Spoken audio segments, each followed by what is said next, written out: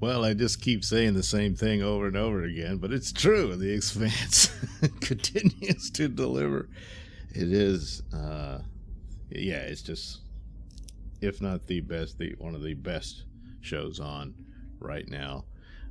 So the latest episode was Oyedeng, I guess. Is maybe I'm not doing the title justice, but nevertheless, it's basically an exercise in the obvious truth that the person that can hurt you the most is the person you love. Nobody makes more fierce enemies than former lovers, and because you love them, and that trust and that when it's broken, it hurts like nothing else. Someone who hated you all along is not nearly as bad an enemy as someone who you loved, and that's certainly the terrible situation between Naomi, Marco, and Philip.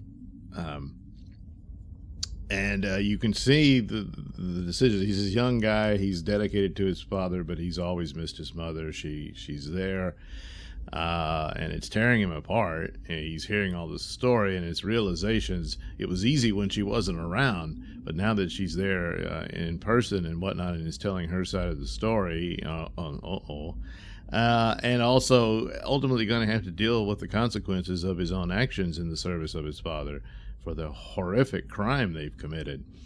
And that's part of the problem. I can see, the tendencies here of, is there redemption for Philip beyond perhaps, sacrificing himself to save everybody? I'm not sold on that. I certainly understand Naomi. She'll forgive him because that's her baby and all that sort of stuff. But, as for Marco, it's too late. That's over. But, that back and forth there, and he's putting it all on his son that Naomi should have been killed. But, and he says, is he afraid of losing his son if he did outright kill her? That's true. But at the same time, I still think there's, of course, he's hurt and mad at her for not staying with him and all that sort of stuff. But at the same time, there's still something there. He just can't quite bring himself to do it. And of course, it's been pointed out, he's kind of cowardly in this.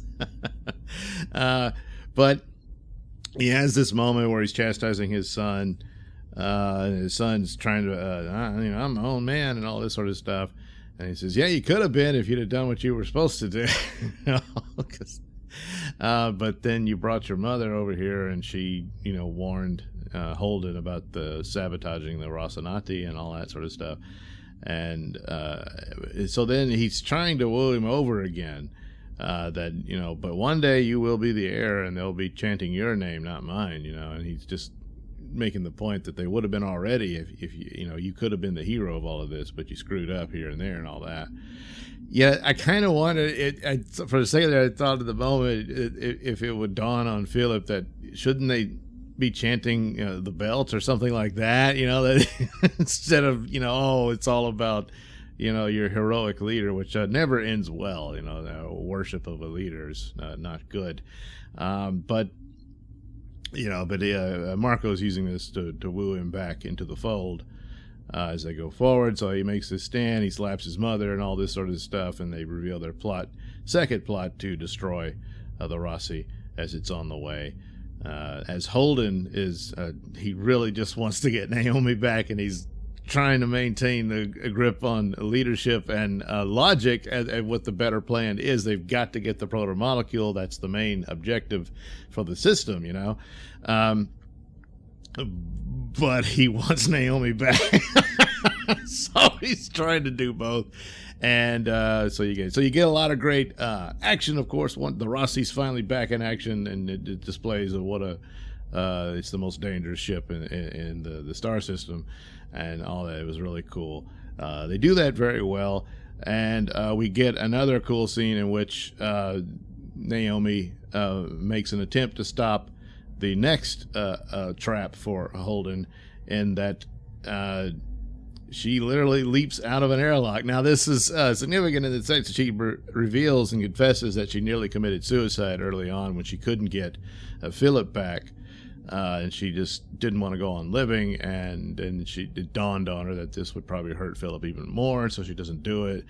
And yet it ends up being her only shot going through an airlock in order to save Holden, and she does this with an oxygen injection that she does, or whatever. I can't remember exactly how but it prolongs your ability to survive in the vacuum of space, as she hopefully got good enough push to make it to the other ship, and she does. Spoilers.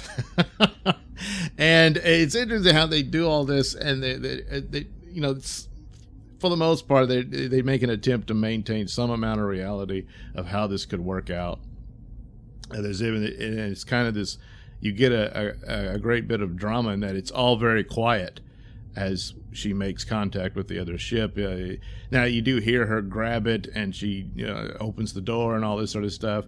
I'm not sure how the sound would work. Would she be able to hear that within the close proximity of herself? And maybe so. I don't know. Of course, the ship, you hear the engines roaring and the guns firing and stuff.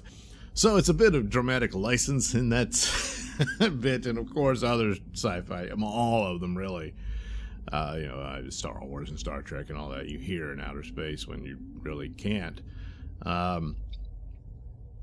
But still, here in this scene, they pretty much capture that, and yet it's still... You get the dramatic hits. I always thought music could work for a lot of the sci-fi shows and outer space scenarios to deliver that somewhat, so that you don't actually hear sound effects. But I don't know. It's just too cool, I guess, and that's how that delivers. But I get the Expanse is as close as you're going to get for that sense of reality. Although once you've made room for some of it, it seems like you got to go all the way, but they don't quite do it. But I don't care. I think this can be forgiven for the overall excellence that is the Expanse. Again, yes, it's basically a soap opera in space, but it's so damn good. And I've made mention of other current sci-fi shows which are so horrible, but they're not even worth mentioning.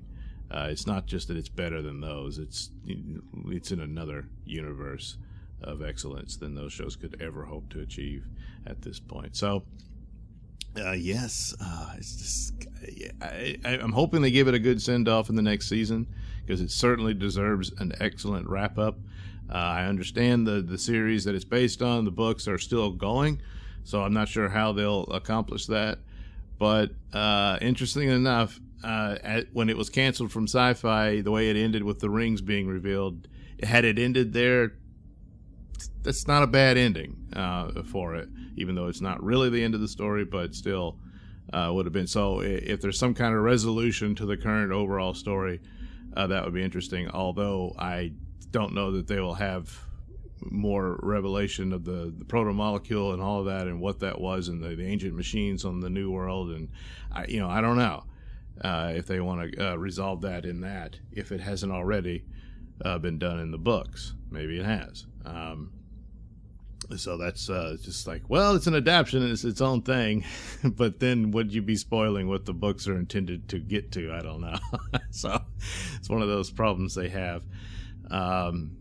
But hopefully it won't go as badly as Game of Thrones did. To go from so very high to so very low would be quite the disappointment. So hopefully it won't be like that. But man, it's really, really, really good, and quite a nice bright spot in the midst of so much wasted potential among other franchises. Thanks for watching and listening. Say, while you're still here, why not like and subscribe and share with your many friends? Yes. Also, check out my many stores in the link description below. Yes, where you can get t-shirts, hats, mugs, all those goodies with my artwork on them. Oh, yeah.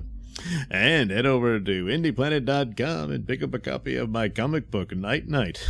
Oh, yeah. You can also catch me at my podcast, Mr Nailsin Show, on radiomisfits.com. And you can also watch my videos on BitChute.com and now on Rumble.com. Oh my goodness, so many places to watch me and my stuff. Oh yeah.